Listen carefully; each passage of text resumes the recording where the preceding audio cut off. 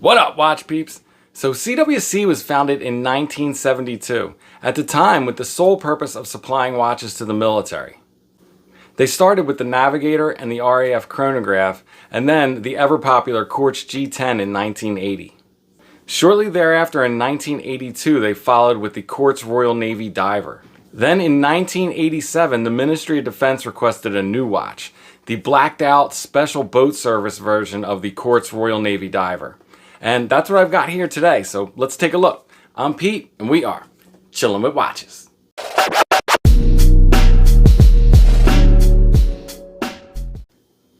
First things first, wrist check. Just wearing one of my scuba dudes today. This is an orange dial I picked up by itself, put it in a 670 case with one of my favorite aftermarket Boris bezels. You know, let me show you guys something. Let's see how you do micro adjust in a bracelet. This is a Watch Gecko mesh. That's how you do micro adjust, guys. A whole bunch of them and real close together. Always get a good fit.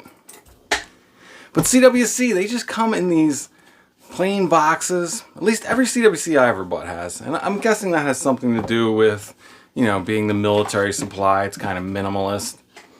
You get one set of instructions, which pretty much covers every model. And then you'll get your warranty card, mine dated 19. And then there's the watch. Look at that bad boy. And it's just kind of in this foam holder in the box.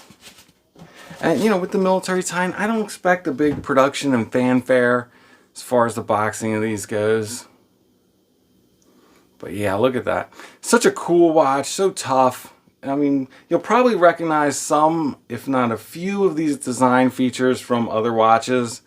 This handset can be found in both the Rolex Mil Sub and the Omega Seamaster 300, the vintage MOD spec, not the modern one. But the dial layout as well, this was also used by that vintage SM300 Seamaster. And you can even see it carried forward today into the Planet Ocean, right? So that vintage Seamaster, besides the Tudor Snowflake Sub, is one of my other all-time favorite watches. And I just love seeing all that DNA built into this watch and having a real history and heritage that you can that it's attached to. With the hands moved out of the way, we can get a better look at the dial.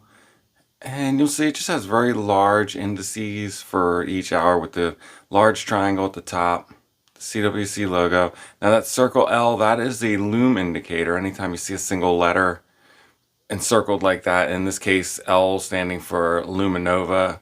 You'll see the old Mil Sub dials have the circle T for tritium. And just a quartz designator designating the movement. And you know, one of my all-time favorite, and I think one of the most universally usable handsets, the sword handset. Yeah, I love the design. I think it's cool to own a watch that is connected to that MOD spec in this way. But real cool watch. So let's check out the case shape of it. Kind of flat with a slight turn down to the lugs. It is pretty thin. I think it was only about 11 millimeters thick. But it is quartz. It's very heavy and solid feeling quartz. We'll throw it on the scale in a little bit. The bezel action is really good. It's very, very clicky. Almost feels like a, not a Seiko type click spring, but probably a wire click spring in there. Which when those are cut right, it's very precise. There is only maybe a hair of play in it. But not too much. Everything lines up real nice. Very positive response, and I don't think you're going to click it by accident. It is tight enough that that won't happen. So looking at the crown guards, this shape almost has like that Seiko SKX kind of rounded lugs look to it, right? And then with these big, heavy crown guards, it is a screw down crown. And being a day date, you know, probably gonna have to mess with that once a month, but not too often as a quartz. So if you're noticing it does not have drilled lugs, that is because it does not use spring bars. These do have fixed bars, so we can take a look at that real quick. So you'll see these do not come out, they're not removable. So you are pretty much stuck with pass-through straps when you're going to use these. So this particular model I have here does have sapphire crystal. They still have that. This was not an issued watch. but they still have kind of that designation on the back, 300 meters water resistance. So, talking about the sapphire version of this, this particular model is 699 pounds from CWC, which translates to about $950 US. So it's not cheap for a quartz, and I know that is a lot of people's gripe with it. Is it worth that? I mean, obviously I think it is. I bought it and I plan on keeping this watch. I do know that you are partially paying for the name, and I'm okay with that. I will do that with a watch if I think that name brings some cachet to the table, which I think in this case it does. So I mentioned previously this watch was not issued, and that's another thing with the CWC. I know the collector's market for issued variants of this or the G10 or any of their models is really big, and I don't know, what do you guys think? Is that important to you? The issued thing has never really been that big a deal to me. I mean, if it was my dad's or my grandfather's, sure, but if it was just one of a million watches issued to some sweaty stranger, I don't know that it means that much. But I guess from a collectability standpoint, that is there.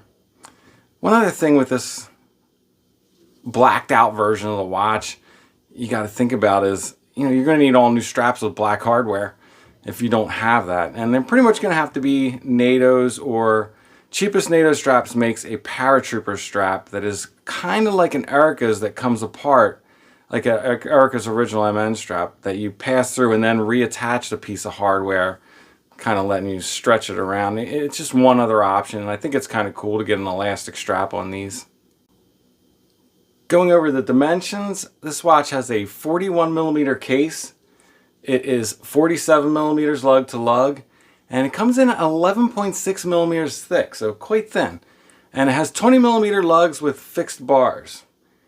Going over some of the other specs, this model features a sapphire crystal, 300 meters of water resistance, and this one with the day date is running an ETA 955.122 quartz movement, and it uses Swiss Superluminova for the lume.